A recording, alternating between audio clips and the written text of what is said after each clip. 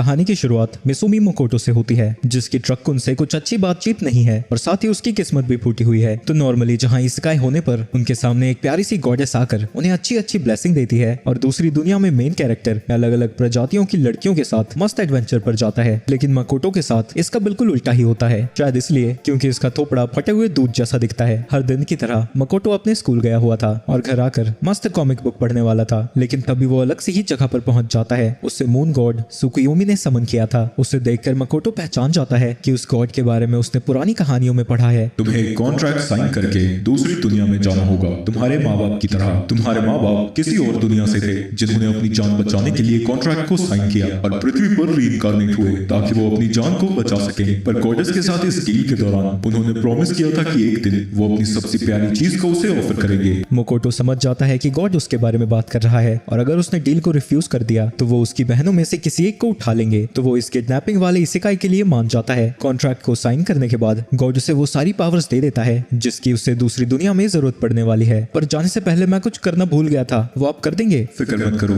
तुम्हारी browser history ना मैं उसे क्लियर कर दूंगा और तुम्हारा एजुकेशनल वीडियोस वाला फोल्डर भी। लेकिन जाने से पहले वो उसे वार्न करता है कि जिस गॉडेस से वो मिलने वाला है वो पड़ोस की आंटियों से भी ज्यादा खतरनाक है। मकोटो जब उस गॉडेस के सामने आता है वो इंस्टेंटली उसकी बेइज्जती करने लगती है और कहती है कि वो उसकी दुनिया में रीइंकार्नेट होने के लिए कुछ ज्यादा ही बदसूरत है। मुझे अपनी दुनिया के लिए एक अच्छा हीरो मिल चुका है, तो मैं तुम्हें दुनिया के किनारे में बाकी के लो रैंक क्रीचर्स के बीच में भेज रही हूँ। लेकिन जाने से पहले रूल्स के हिसाब से गॉडेस को उसे कोई पावर भी देनी थी, तो वो तमाचे की तरह पावर देती है कि वो हर भाषा को समझ सकता है, सिर्फ ह्यूमंस की भाषा को छोड़कर। जिसके बाद वो वहाँ से उसे नीचे गिरा देती है। तभी उसकी मुलाकात फिर से सुकुयोमी से होती है। जितना मैंने सोचा था गॉडेस तो उससे भी पूरी निकली, पर फिक्र मत करो, तुम्हारी जिंदगी अर्थ पर दुख, पीड़ा और दर्द से भरी हुई थी और अब क्योंकि वो सब हट चुका है तुम्हारी यहाँ पर ताकत और भी ज्यादा होगी और क्योंकि तुम हीरो नहीं हो तो तुम जो चाहो कर सकते हो। लगता है मेरे जाने का समय हो चुका है, मैं उम्मीद करता हूँ हम दोबारा मिलेंगे। इसके बाद मकोटो सीधा जमीन पर गिरता है और उसके आसपास किसी भी प्रकार का कोई जीवन नहीं है। वो 3 दिनों तक चलता ही जाता है लेकिन उसे कुछ भी नहीं मिलता। इसकी वजह से वो बेचारा डिप्रेशन में जाने लगता है। तभी उसे एक आवाज सुनाई देती है और वो दौड़ता हुआ उसके पीछे जाने लगता है। वहां पहुंचने पर वो देखता है कि एक लड़की पर एक मॉन्स्टर हमला कर रहा है, लेकिन तभी उसकी नजर उसकी शक्ल पर पड़ती है जिससे देखकर वो सोच में पड़ जाता है कि वो उसे बचाए या फिर ना।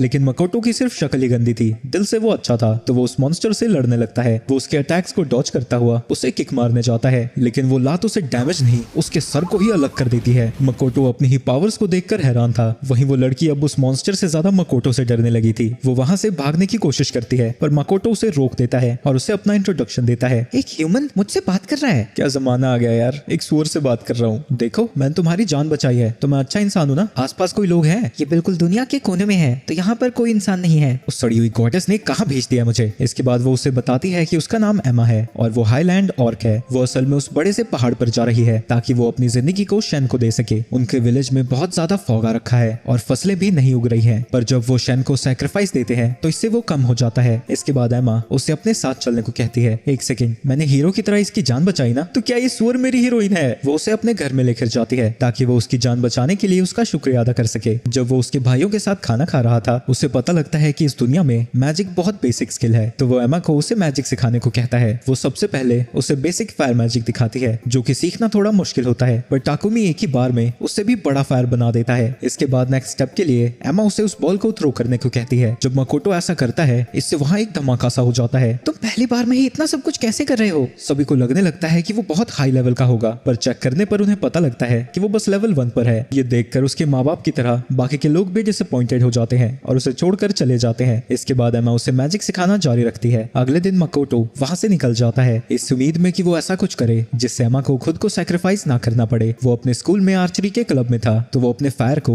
बो एंड एरो में कन्वर्ट करता है, लेकिन शेन से लड़ने से पहले वो थोड़ी सी टारगेट प्रैक्टिस करता है। पर जब वो उस एरो को शूट करता है वो पूरा का पूरा गेट ही डिस्ट्रॉय हो जाता है और उसे पता नहीं था, पर वहाँ पर कुछ लोग भी थे जो कि लगभग पक चुके हैं। हमें पता चलता है कि ये सारे लौंडे शिन का नाम लेकर ऑर्क्स को डरा रहे थे, पर क्योंकि मकोटो ने शिन के घर पर हमला किया था इसकी वजह से शिन वहाँ पर आने लगता है। तो मतलब ये उतनी बड़ी प्रॉब्लम थी नहीं जितनी मैंने बना दी। वहाँ पर प्रकट होते ही शिन उसके ऊपर हमला करने लगता है, लेकिन वो उसके हर अटैक को डॉज कर रहा था, जबकि धुंध की वजह से उसे कुछ दिखाई भी नहीं दे रहा। मकोटो एक नई स्किल का यूज करता है जिसकी वजह से वो ड्रैगन को सेंस कर पा रहा था, जिससे वो उसके अटैक्स को और भी आसानी से डॉज कर पाता है। इसके बाद वो उसके ऊपर अटैक करता है। वो ड्रैगन के चारों तरफ फायर बॉल्स को बनाता है जिससे वो एक के बाद एक ड्रैगन पर हमला करने लगता है। उसकी पावर्स को देखकर वो ड्रैगन भी हैरान था। इसके बाद बाद मकोटो उसे जोरदार पंच मारता है, पलट कर नीचे गिर जाती है। पर जब मकोटो को लगता है कि वो जीत गया, उसी वक्त वो ड्रैगन अपने आइस से उसके ऊपर हमला करता है और उसे एक इल्यूजन के अंदर कैद कर देता है। मकोटो अपने स्कूल में आर्चरी क्लब में था, जहाँ उसकी जूनियर पर उसका क्रश है और वो उससे अपने प्यार का इजहार करने आई है। दूसरी तरफ शन उसकी सारी मेमोरीज को देख रहा था। अच्छा, तो ये दूसरी दुनिया से आया है। एक सेकंड, ये क्या है? मुझे तो इसके बारे में उससे पूछना पड़ेगा। दूसरी तरफ मकोटो को पता लग जाता है कि ये सब कुछ एक इल्यूजन है, क्योंकि भला इतनी सुंदर लड़की उसके चपटे चेहरे से प्यार क्यों करेगी? कोई आपसे प्यार क्यों करेगा? वो अपनी स्किल्स का यूज करके उस इल्यूजन से बाहर आ जाता है। मैं समझ गया, सुकुयोमी ने मुझे क्या पावर दी है। मैं इस एरिया के अंदर जो चाहे वो कंट्रोल कर सकता हूँ। इसी तरह से मैंने शन को सेंस किया था, जिसके बाद वो इसी का यूज करके अपने मुक्कों की ताकत बढ़ाता है और उस बैरियर के अंदर से बाहर आ जाता है। वो उस ड्रैगन की कुटाई करने के लिए तैयार था, लेकिन अब वो ड्रैगन उसे अपने दुश्मन के तौर पर नहीं देखता था। दूसरी दुनिया से होना, क्यों ना तुम मेरे साथ एक कॉन्ट्रैक्ट बनाओ, इससे हम दोनों को ही फायदा होगा। मैं तुम्हारी मेमोरीज के बारे में और जानना चाहता हूँ। क्या क्या देख लिया तुमने